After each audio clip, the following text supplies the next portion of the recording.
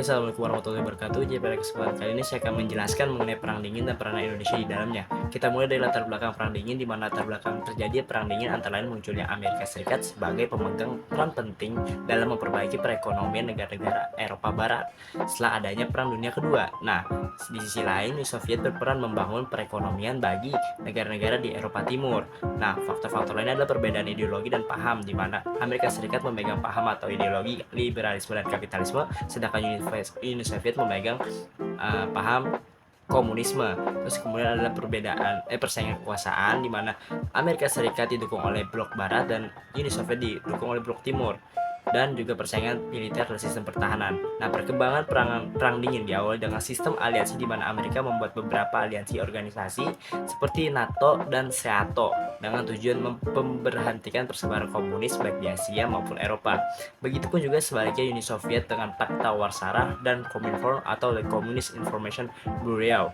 Setelah itu mulailah perebutan kekuasaan seperti perebutan Korea dan Manchuria, perang Vietnam, negara Kuba, dan lain-lain.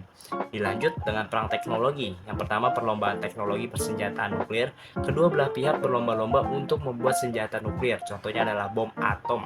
Tujuannya untuk menunjukkan kekuatan masing-masing kedua belah pihak. Nah, yang kedua, perlombaan antariksa. Neil Armstrong, pesawat Vostok 1 atau Sputnik 1. Ya, itu semua terjadi pada Perang Dingin.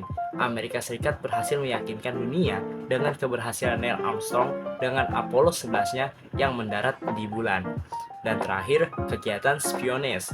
Kegiatan spiones adalah kegiatan memata-matai dengan tujuan mendapatkan informasi-informasi penting yang dapat membantu salah satu pihak. Sebagai contoh di sini Amerika dengan organisasi CIA-nya dan Uni Soviet dengan KGB-nya.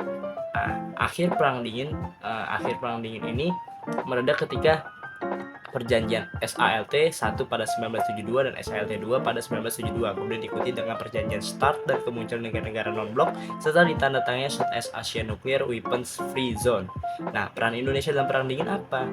Yang pertama itu memperakarsai gerakan non-blok. Terlepas dari lahirnya blok barat dan blok timur yang saling berebut pengaruh dan dominasi, muncul salah satu paham dengan mengatasnamakan gerakan non-blok. Lahirnya GNB tidak dapat dilepaskan dari peran Presiden Soekarno untuk menjunjung tinggi kebebasan dan kedaulatan bagi negara lain. Presiden Soekarno menolak tegas pengaruh kedua negara Amerika Serikat atau Uni Soviet yang hendak menjadikan negara-negara dunia ketiga menjadi sasaran kepentingan mereka. Dan yang kedua, menengahi konflik melalui ASEAN.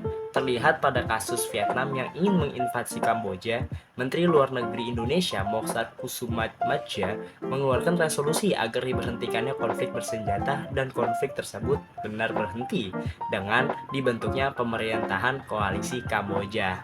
Jadi itulah penjelasan singkat mengenai Perang Dingin serta peran Indonesia dalam Perang Dingin. Saya Suja juga Satru, kurang lebihnya mohon maaf. Wassalamualaikum warahmatullahi wabarakatuh.